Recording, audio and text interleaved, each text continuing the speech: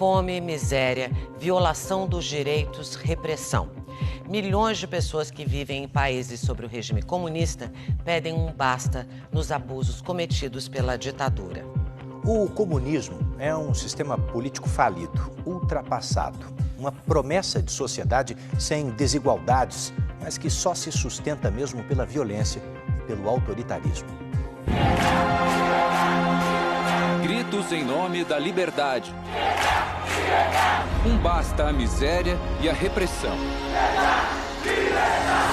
A gente se considerou um escravo moderno, porque eu acho que é uma forma de escravidão. Em Cuba, protestos contra o regime comunista se espalharam pelo país. No começo de julho, milhares de manifestantes, já descontentes com as ações do governo contra a pandemia do coronavírus, se rebelaram também contra a ditadura que se arrasta há mais de 60 anos. E a polícia reprimiu com violência. Centenas de pessoas foram detidas. Uma organização dissidente estima que pelo menos 5 morreram. Cuba, ele quer vender para o mundo uma coisa que não é. Protestos contra regimes comunistas se tornaram frequentes nos últimos anos e evidenciam a falência desse tipo de sistema político. Nenhum país deu certo o comunismo. É muito nítido que ele não deu certo porque as suas raízes sociais foram deturpadas. Aqui no mapa, a gente destaca os 5 países que podem ser considerados comunistas. A maioria fica na Ásia. São eles China, Coreia do Norte, Vietnã e Laos. E do lado de cá, no Ocidente, na América Central, temos Cuba. Ao todo, são 1.549 bilhões de pessoas vivendo atualmente sob esse tipo de regime no mundo, mais de 7 vezes a população do Brasil. Na América do Sul, temos a Venezuela, que muita gente acha que é comunista, mas, na verdade, é uma ditadura de esquerda inspirada em Cuba. Falta de liberdade, falta de perspectiva, repressão, escassez. Muito difícil, não tem alimento, não tem boa saúde. Faz 2 anos que Raul saiu de Cuba. Por ser contrário ao regime implantado pelos irmãos Castro, ele não se sentia mais seguro com a família na ilha comunista. Ao lado da mulher e da filha, ele veio para o Brasil. Cuba é um regime totalitário, né?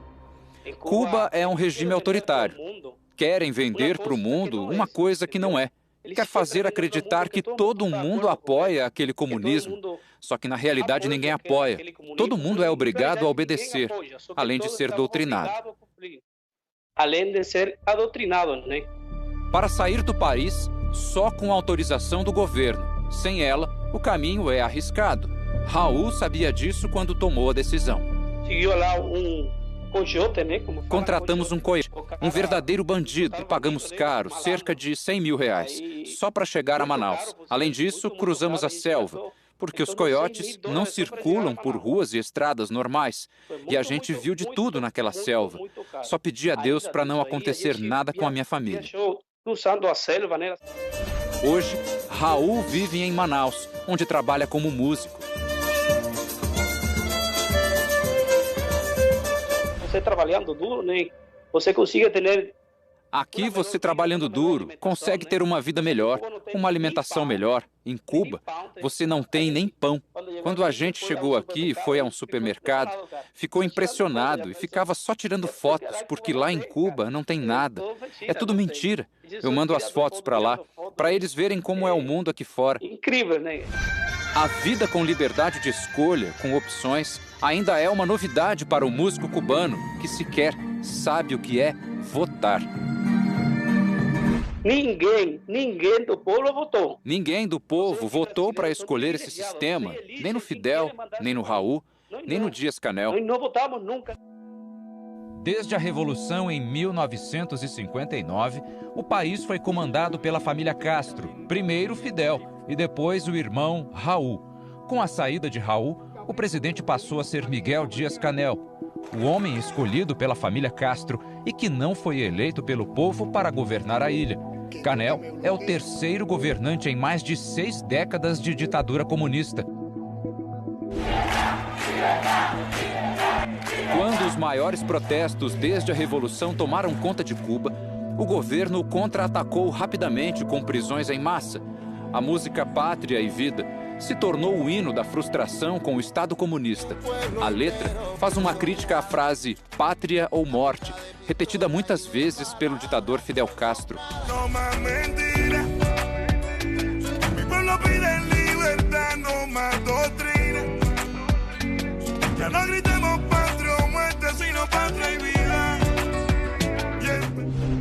Familiares dos presos têm medo de gravar entrevista, mas afirmam às agências internacionais de notícia que a maioria foi para a cadeia simplesmente por gravar ou compartilhar vídeos das manifestações.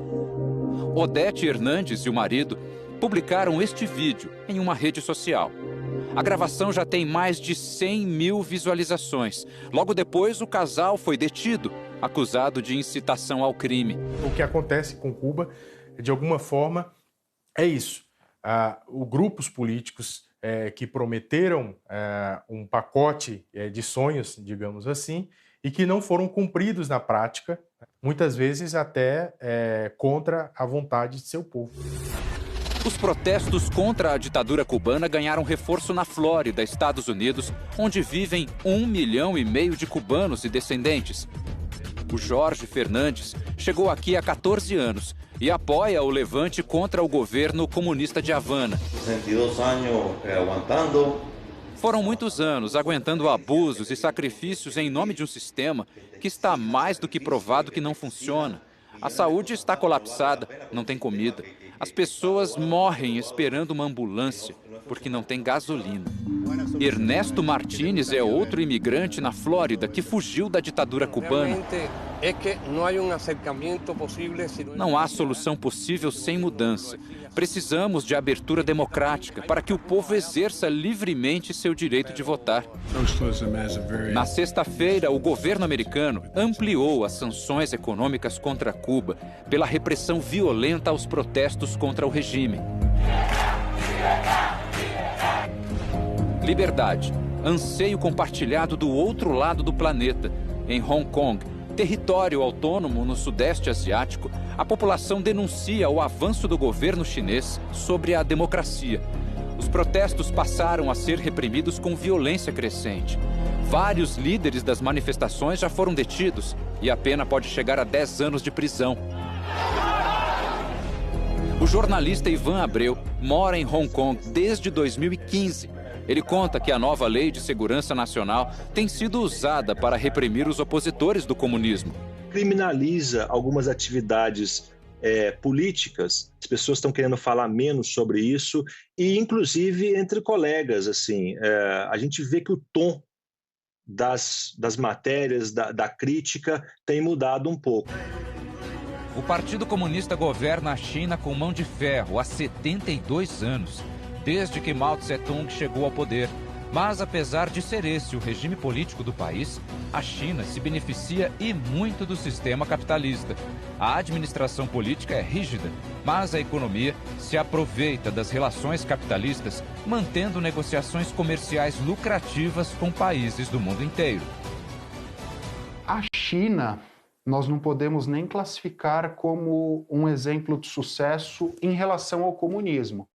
A China talvez seja o grande exemplo de país capitalista, país que disponibilizou todos os seus meios e todas as suas possibilidades em prol do crescimento econômico, dentro das suas fronteiras, fora das suas fronteiras. Em compensação, quando nós olhamos para o regime político chinês, há certo cerceamento em relação às liberdades individuais. Mas o país pagou um preço alto para se tornar uma superpotência. Estima-se que mais de 50 milhões de pessoas morreram de fome depois da implantação do comunismo e o fim da agricultura privada. Manifestações políticas são totalmente proibidas. O protesto mais famoso, o da Praça da Paz Celestial, em 1989, foi duramente reprimido. 10 mil manifestantes podem ter morrido no massacre. No ano passado, a organização Human Rights Watch denunciou que a China é uma ameaça global aos direitos humanos. Na Coreia do Norte, o país mais fechado do mundo, impera o silêncio total. A oposição é punida com trabalho forçado, prisão perpétua e pena de morte. O brasileiro Gustavo Miotti relatou em livro a experiência que teve por lá. Na casa eles têm a foto do fundador da Coreia do Norte, que é Kim Il-sung, e da foto do seu filho, Kim Jong-il. E também existe uma rádio que é a única estação que pega, que toca em todas as casas, e às 7 horas pontualmente da manhã toca uma música militar para as pessoas acordarem. A fome é uma ameaça constante. Na década de 90, com o fim da União Soviética e da ajuda financeira, 3,5 milhões de pessoas podem ter morrido por falta de comida. No mês passado, o ditador Kim Jong-un avisou a população sobre a proximidade de uma nova crise alimentar. A ONU estima que mais de 10 milhões de norte-coreanos passam por necessidades, que equivale a quase metade da população do país. A escassez de alimentos também é um dos maiores problemas em um país vizinho do Brasil, que resolveu se inspirar em uma ditadura comunista e hoje vive em convulsão social. Na Venezuela, os protestos que começaram pela capital Caracas em 2014 se espalharam pelo país. Desde então, manifestantes desafiam o ditador Nicolás Maduro e tentam entregar o poder a Juan Guaidó, autoproclamado presidente em 2019. O país é assolado por uma crise que colocou a população na miséria. A ONU estima que 4 milhões de pessoas já deixaram a Venezuela nos últimos anos. Os refugiados saem como podem. Eu acompanhei a travessia de alguns pelo rio, na fronteira com a Colômbia, no fim de 2018. O esforço é para sobreviver e recomeçar a vida. Muitos, depois, ainda enfrentam uma longa caminhada até países como Peru e Brasil. Em 2018, eles decidiram que era hora de deixar o país. A Venezuela já não oferecia mais nenhuma qualidade de vida. Saúde, educação e segurança comprometidos. Até o básico era difícil conseguir, como ir ao mercado e comprar comida. Daí o Kevin e a Maria Alejandra venderam tudo e vieram para o Brasil. Em São Paulo, o casal de jornalistas vai refazendo a vida de forma simples. Kevin trabalha com logística, Maria com marketing. Na Venezuela, Kevin era conhecido no meio esportivo como comentarista de rádio. Trabalhava de segunda a sexta em um programa esportivo, no meio-dia, e no final de semana nos jogos de futebol da Venezuela. Mas trabalhar com comunicação num país em que a imprensa não tem liberdade é arriscado. Fazer uma crítica na Venezuela ao governo Maduro, colocar isso na internet, pode acarretar em quê? Pode acarretar em que peguem você na rua e falem que você é o terrorista. Da igualdade social defendida hoje pelo ditador Nicolás Maduro, o casal tem uma certeza. Esse socialismo aí é de boca para fora. É um sistema falido, é um sistema que não funcionou e eu penso que não funciona também para outros países. Mas a distância da família machuca. Pior ainda é ter a certeza de que os que ficaram na Venezuela passam necessidades. A situação não é muito diferente com os imigrantes cubanos.